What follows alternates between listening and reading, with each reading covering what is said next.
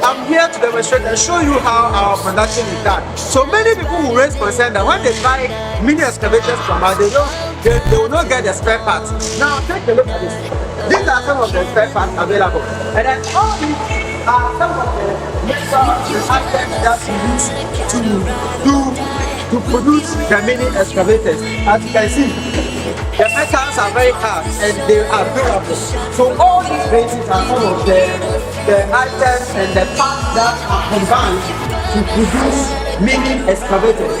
You can also produce the bigger excavators and many other forms of excavators for your farms, constructions, and then any other thing that you need.